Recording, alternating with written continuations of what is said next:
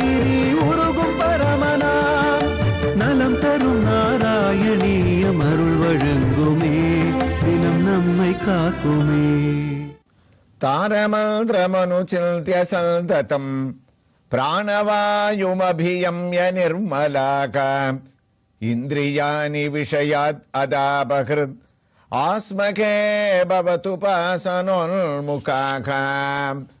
நாராயணியத்தினுடைய 4வது தசகத்தினுடைய 3வது ஸ்லோகத்தில் நாராயண பட்டத்திரியானவர் அஷ்டாங்க யோகத்தினுடைய பரிணாமங்கள்ல இருக்கக்கூடிய ஒரு பரிணாமம், அதாவது யமம் நியமம் ஆசனம் முதலியவற்றை முடித்து பிராணாயாமத்தை நாம் செய்து மூச்சை உள்ளடக்கி அந்த மூச்சை உள்ளடக்குவதால் அடுத்ததாக இருக்கக்கூடிய நிலைமை இந்த அஷ்டாங்க யோகத்துல பிரத்யாகாரம்னு பேர்.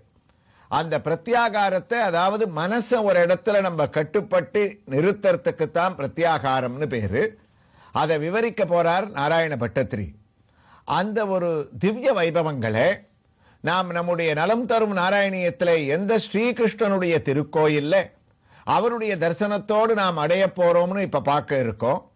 நாம் இப்போது தரிசிக்க இருக்கக்கூடிய கோயில் சென்னை சன்னியாசிபுரம் கீழ்ப்பாக்கத்தில் அமைந்துள்ள ஸ்ரீ ராதாகிருஷ்ணர் திருக்கோயில்.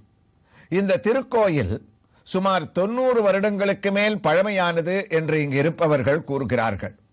இந்த கோயிலானது முதலில் ராதாகிருஷ்ணரை சித்திர ரூபத்தில், அதாவது ஒரு படமாக ராதாகிருஷ்ணரை எழுந்தருளச் செய்து வாராவாரம் பஜனைகள் நடத்தி, அங்கு ஒரு பஜனை மடமாக இருந்த இது பின்னால் ஒரு சிறிய திருக்கோயிலாக கட்டப்பட்டதாம். இங்கு மூலவர் பிரத்யேகமாக இல்லை. மூலவர் உற்சவர் இருவரும் ராதாகிருஷ்ணராக ஒரே ரூபமாக அமைந்திருக்கின்றார்கள். இதோ கோயிலை அடைந்து விட்டோம். பலிபீடத்தை தாண்டி துவாரபாலகர்கள் இருவர் நம்மை வரவேற்க அங்கு இருக்கக்கூடிய சங்கு சக்கரங்களை தரிசித்துக் கொண்டு உள்ளே நுழைகின்றோம். வழக்கம் போல வைணவ ஆலயங்களிலே இருப்பது போல கருட பகவான் நின்ற திருக்கோலத்திலே பெரிய திருவடியாக 2 கைகளையும் கூப்பிக்கொண்டு நமக்கு சேவை சாதிக்கின்றார். அவரை தரிசித்து சற்றே நகர்ந்தோமே ஆனால் பாஷ்யக்காரரான ஸ்ரீ ராமானுஜரின் திவ்ய தரிசனத்தை நாம் அடைகின்றோம். அவரை தரிசித்து நகரும் போது பிரபன்னஜன கூடஸ்தரான நம்மாழ்வார் மட்டும் இங்கு ஆழ்வார்கள் வரிசைக்குள்ளே நமக்கு தனியாக எழுந்தருளி திவ்ய தரிசனத்தை அளிக்கின்றார். தும்பிக்கை ஆழ்வாருடைய திவ்ய தரிசனத்தையும் அடைந்து நாம் கோயிலை சற்றே வலம் வர எத்தனித்தோமே ஆனால் இங்கு அழகான ஒரு துளசி மாடம், அந்த துளசி மாடத்திலே ஒரு அழகிய கண்ணன் தனக்கே உண்டான மந்தஸ்மிதத்தோடு நம்மை வரவேற்கக்கூட காட்சியோடு நாம் இப்போது தரிசிப்பது இந்த திருக்கோயிலிலே ராமபக்த ஹனுமானான ஆஞ்சநேயருடைய முதல் திவ்ய தரிசனம். இதோ ஆஞ்சநேயர் கை 2ஐயும் தன் கூப்பிய பாவத்தில் அஞ்சனா நந்தனம் வீரம் ஜானகி சோகநாசனம் கவித்வம் அக்ஷகந்தாரம் வந்தே லங்கா பயங்கரம் என்று சுந்தரகாண்டத்திலே ராமனையும் சீதையும் தான் சேர்த்து வைத்த ஆனந்தத்தில் தாசபூதனாக ராம பக்தனாக தங்க கவச்சத்துடன் இதோ இங்கு நமக்கு காட்சியளிக்கக்கூடிய திவ்ய தரிசனம். அது மட்டுமா, பல மாலைகளையும் இவர் சார்த்திக் கொண்டு நமக்கு காட்சி அளிக்கின்றார். இந்த ஆஞ்சநேய சுவாமிக்கு பிரதிவாரம் சனிக்கிழமைகளிலே இங்கு விசேஷமான நாம சங்கீர்த்தனத்தோடு பஜனைகள் நடைபெறுவது இந்த திருக்கோயிலின் ஒரு பிரத்யேக அம்சமாகவும், இவர் ஒரு வரப்பிரசாதியான பிரார்த்தனை சுவாமியாக இங்கு அமைந்திருப்பதாகவும் இவர்கள் கூறுகின்றார்கள். இந்த ஆஞ்சநேயனுடைய திவ்ய தரிசனத்தோடு அவர் எந்த மனத்தை அடக்கி பிரத்யாகாரத்தையும் தியானத்தையும் கடைபிடித்து ஸ்ரீராமச்சந்திரமூர்த்தியை தன்னுடைய ஹிருதயத்தில் எப்போதும் ஆவாகனம் செய்து கொண்டு ராம பக்தராக இருக்கின்றாரோ அவர் அனுஷ்டித்த பிரத்யாகாரத்தினுடைய விவரங்களை இந்த ஸ்லோகத்தில் குருவாயூரிலே குருவாயூரப்பன் தலையசைக்க பட்டத்திரி வர்ணிக்கக்கூடிய பெருமையை நாம் இப்போது கேட்க ஆரம்பிக்கின்றோம். குருவாயூரப்பா, தாரமந்திரமனுசிந்த்ய சந்ததமோ, அஷ்டாங்க யோகத்தினுடைய ஒரு நிலை பிரத்யாகாரம். அதாவது நாம் நினைவிலே வைத்துக் கொள்ள வேண்டும், உயர்ந்த ஆசனத்திலே நிமிர்ந்து நாம் அமர்ந்து கொண்டு பகவானை தியானம் செய்யலாம், அல்லது அழகான ஒரு தரையிலே ஏதாவது ஒரு சிறிய ஆசனத்தை நாம் அமர்த்திக் கொண்டு அதிலே நாம் சிந்தனையோடு பகவானை தியானிக்கவும், அதற்கு உண்டான முதல் அம்சமான பிராணாயாமத்திலே நாம் மூச்சை அடக்கி பிராணவாயுவை நம்முடைய கட்டுப்பாட்டிற்குள்ளே கொண்டு வந்து விட்டோம். அதற்கு அடுத்த நிலை அஷ்டாங்க யோகத்திலே பிரத்யாகாரம். அந்த பிரத்யாகாரம் என்றால் என்ன? மனதை நாம் கட்டுப்படுத்த வேண்டுமா? அப்போது தான் பிராணவாயுவானது நமக்கு கட்டுப்படும். அங்கங்கு அலைபாய்ந்து கொண்டிருக்கக்கூடிய மனத்தை நாம் கட்டுப்படுத்த வேண்டிய முறையை இந்த பிரத்யாகாரமானது, அதாவது சஞ்சலமில்லாத மனதை குருவாயூரப்பா எனக்கு பிரத்யாகாரத்தை கடைபிடிப்பதற்கு நீ அளித்துவிடு என்று பட்டத்திரி இந்த ஸ்லோகத்தின் முடிவிலேயே குருவாயூரப்பரிடத்திலே பிரார்த்தனையை வைக்கின்றார். பிரத்யாகாரத்தை நாம் எளிதாக பட்டத்திரி கூறுகின்ற விதத்தை புரிந்து கொள்ள வேண்டுமானால் பகவத்கீதையை நாம் பார்க்க வேண்டும். அர்ஜுனன் இந்த பிரத்யாகாரத்தை பற்றி பகவானிடத்திலே கேள்வியை எழுப்புகின்றான். கண்ணா, சோயம் யோகத்வயா ப்ரோக்தகம் சாம்யேன மதுசூதனகம் ஏதஸ்யாகம் ந பஸ்யாமி சஞ்சலத்வா ஸ்திதிம் ஸ்திரம். நீ கஷ்டாங்க யோகத்துல ஒரு பிரத்யாகாரத்தை மனதை நிலைநிறுத்தக்கூடிய முறையை கடைபிடிக்கணும்னு கிருஷ்ணா நீ சொல்ற. அர்ஜுனன் கேள்வியை கேட்கிறான். எங்களுக்கு அதான கஷ்டமா இருக்கு, வாழ்க்கையில மனசு எங்களுக்கு எங்கேயோ அலபாஞ்சின்னு இருக்கு, அதனால எங்களுக்கு யோக சாஸ்திரம்லாம் சரிபட்டு வரும்னு எங்களுக்கு தோணல கிருஷ்ணா. யாரு? அர்ஜுனன் அந்த யுத்த களத்திலையும் அவர் சொன்ன அந்த அஷ்டாங்க யோகத்தினுடைய தியான யோகத்தினுடைய ஒரு பகுதியான பிரத்யாகாரத்துக்கு இவ்வளவு பெரிய சந்தேகத்தை அளிக்கிறானா. அதனால எங்களுக்கு சஞ்சலத்வா ஸ்திதிம் ஸ்திரம், சஞ்சலமான புத்தியே இருக்கக்கூடிய எங்களுக்கு எப்படி காற்று அடக்கிற மாதிரி மனசை அடக்கணும்னு நீ சொல்ற, அது முடியாத காரியம்னா பகவான் கண்ணன் பார்த்த சாரதியாக சிரிச்சுட்டே சொன்னார். அர்ஜுனா, மனசு அடக்கிறதுன்றது பிரத்யாகாரம் நீ சொல்றது போல ஒரு கஷ்டமான விஷயமே கிடையாது. ஆனா அதுக்கு வேண்டிய முக்கியமான ஒரு சிந்தனை என்ன தெரியுமா? ஒரு உபகரணம் என்ன தெரியுமா?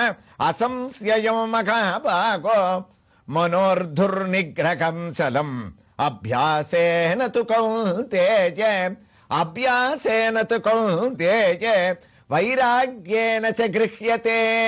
ஸ்லோகத்தை சொல்லச்சே நமக்கு அர்த்தம் புரியும் பிரத்யாகாரம்னா என்னன்னு. கண்ணன் சொன்ன ஒரு எளிய முறை, அபியாசமானது ஒருத்தனுக்கு இருந்தா மனசை அடக்கலாம். அபியாசேன து கௌந்தேய, அபியாசம்னா என்ன? பயிற்சின்னு அர்த்தம்.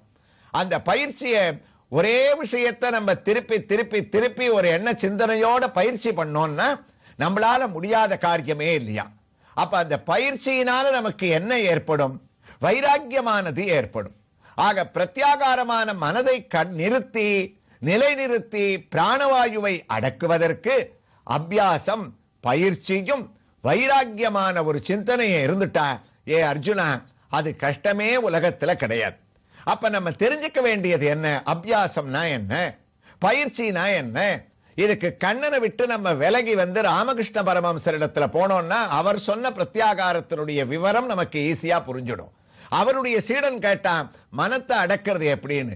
அவரும் சொன்னார், கண்ணன் சொன்ன அபியாசம் பயிற்சியை நம்ம கடை கொள்ளணும். அவர் அழகான ஒரு உதாரணத்தை சொன்னார். கிராமத்துல ஒரு உலக்கையில ஒரு உரல்ல அவல போட்டுண்டு அதை இடிச்சு இடிச்சு அதை வியாபாரமா பண்ற ஒரு பெண்மணி, அவளுக்கு என்ன பயிற்சி தெரியுமா?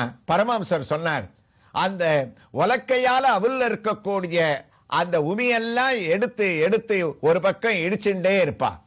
தன்னுடைய சிறிய குழந்தைக்கு தன்னுடைய மடியில வச்சுட்டு பாலை கொடுத்துட்டு இருப்பா. அதே சந்தர்ப்பத்தில் வியாபாரத்துக்காக வரவர்களையும் அவர்களிடத்துல பணத்தை வாங்கிட்டு மீதியை சரியா திருப்பி கொடுத்து அவர்களையும் அவ கவனிச்சுட்டு இருப்பா. அப்ப ஒரே சமயத்துல ஒரு கிராமத்துல இருக்கக்கூடிய ஒரு பெண்மணிக்கு உலக்கையால அவலை இடிப்பதும் அதுல உமிய பிரிப்பதும் வியாபாரத்தை கவனிப்பதும் பசியால் அழக்கூடிய தன்னுடைய குழந்தைக்கு ஒரே சமயத்துல பாலையும் கொடுக்க முடியறதுன்னு சொன்னால் அதற்கு காரணம் என்ன? 16 பங்குல 15 பங்கு அவளுடைய சிந்தனையானது அந்த உலக்கையை எடுத்து சரியா அந்த அவலை இடிக்கிறதுலயே அவளுக்கு இருக்கா. அப்ப அந்த நம்முடைய சிந்தனைகள் இருக்க மனசுல முக்கியமான விஷயங்களை நம்முடைய பாதி பங்கு அதுல செலுத்திட்டோம்னு சொன்னால் நமக்கு அந்த அபியாசமானது அப்படி பண்ணி பண்ணி பண்ணி அந்த அம்மாவுக்கு பயிற்சியானது வந்துருது. ஒரு காலகட்டத்தில் அவளுக்கு எப்ப உரலை இடிக்கிறோம், எப்ப குழந்தைக்கு பாலை கொடுக்கிறோம்ன்றதே தெரியல. அப்ப பரமஹம்சர் சொன்னார், ஒரு வாழ்க்கையாகிய இல்லறமாகிய நீர்ல மனசாகிய பாலை நம்ம கலந்தோம்னா அந்த நீரோட கலந்துடும். மறுபடியும் உங்களுக்கு புரியறதுக்காக சொல்றேன். இல்லறமாகிய வாழ்க்கையாகிய நீர்ல மனசாகிய பாலை நம்ம கலந்துட்டோம்னா அந்த பால் அந்த தண்ணியோட கலந்துரும். அதே பாலை அஷ்டாங்க யோகத்தால கடைஞ்சு அதை ஒரு தயிராக்கி, அந்த தயிரையும் கடைஞ்சு அதை ஒரு வெண்ணையாக்கி, அதுக்கு அந்த வெண்ணெய்ன்ற ஒரு உருவம் வந்த உடனே அதே இல்லறமாகிய நீர்ல அதை சேர்த்தோம்னா அப்ப அந்த வெண்ணெய் அதோட ஒட்டாதான். அப்ப நம்ம பண்ண வேண்டியது என்ன? மனசாகிய பாலை இல்லறமாகிய நீர்லேந்து கலக்கிறத விட்டு மனசு சிந்தனையை வெளியில கொண்டு வந்து அதை அபியாசம் என்ற ஒரு தயிராக்கி அதை பிரத்யாகாரம்ன்ற ஒரு வெண்ணையா நம்ம மாத்தி மனசை நிலைநிறுத்திட்டோம்னு சொன்னால் வாழ்க்கையில நமக்கு இல்லறமாகிய அந்த சிந்தனைகள்ல இருந்து விடுபடக்கூடிய அந்த உத்தமமான வாய்ப்பு, மனசை கட்டுப்படுத்தக்கூடிய ஒரு பெரிய சிந்தனையானது நமக்கு கிடைக்குமா. அதனால தான் கண்ணன் பகவத்கீதையில சொன்னார், அபியாசமானது இருக்கணும், வைராக்கியமானது இருக்கணும். இது ரெண்டும் இருந்துடுத்துன்னா ஒரு மனுஷனுக்கு சுலபமான ஒரு காரியம். அந்த பிரத்யாகாரத்தால நம்ம மனசை கண்டிப்பாக கட்டுப்படுத்த முடியும். அதனால தான் ஏ அர்ஜுன அசம்சயமகோ மனோர்துர் நிகிரகம் சலம் அபியாசேன து கௌந்தேய வைராக்கியேன ச. அந்த வைராக்கியத்தை நீ கடைபிடிச்சுக்கணும். அப்ப ஒரு யோகியானவன் அசம்சயதாத்மனா யோகோ துஷ்பிராபைதி மே மதிஹி வஸ்யாத்யாத்மனா துயததா சக்யோ வாப்துமுபாயதக. அர்ஜுனா, மனத்தை கட்டுப்படுத்தாதவனுக்கு யோகமானது கிட்டாது. மனசு நம்மளால அடக்க முடியலேன்னு ஒருத்தனுக்கு தோணிடுத்துனா முதல்லயே அவன் யமம் நியமம் ஆசனம் இந்த பிராணாயாமம் முதலிய பகுதிகளுக்கெல்லாம் போய் கஷ்டப்படுத்திக்கவே வேண்டாம். அந்த மனசை அடக்காதவனுக்கு, பிரத்யாகாரத்தை கடைபிடிக்க முடியாதவனுக்கு யோகம் கிட்டாது. மனத்தை பிரத்யாகாரத்தால அடக்கி வசப்படுத்தினவனுக்கு யோகத்தை பத்தி கவலைப்பட வேண்டிய அவசியமே இல்லை. தானாகவே அது அவனுக்கு வந்து சாத்தியமாக அமையிறது. ஆக இந்த மனசு கட்டுப்பாடுன்றது உலகத்துல ரொம்ப முக்கியம்னு சொல்ல வந்த பகவத்கீதையினுடைய கருத்துக்களைத்தான் நாராயண பட்டத்திரி இந்த ஸ்லோகத்துல பிரத்யாகாரம் என்ற உத்தமமான ஒரு விவரத்தை சொல்லி அதனுடைய தமிழ் பாட்டை நம்ம பார்த்தோம்னா, பிரணவத்தை தினமும் மோதி பிராணாயாமத்தை செய்து முரணுறு இந்திரியங்கள் முனைப்பினை அடக்கிக் கொண்டு அரஞ்சன உன்னையேல் நீ அனுதினம் மனத்தில் ஓதி வரமருள் தேவா உன்னை கண்ணா வணங்கியே வாழ்த்தினோமே என்று இந்த ஒரு ஸ்லோகத்தை முடிக்கிற பட்டத்திரி அடுத்த ஸ்லோகத்துல பிரத்யாகாரம் தாரணை என்ற இரண்டு விவரங்களையும் எவ்வாறு ஆரம்பிக்கின்றார் என்ற ஒரு வைபவத்தை இந்த திருக்கோயிலில் மற்றொரு திவ்ய தரிசனத்தோடு நாம் தொடர்ந்து கேட்கலாம்.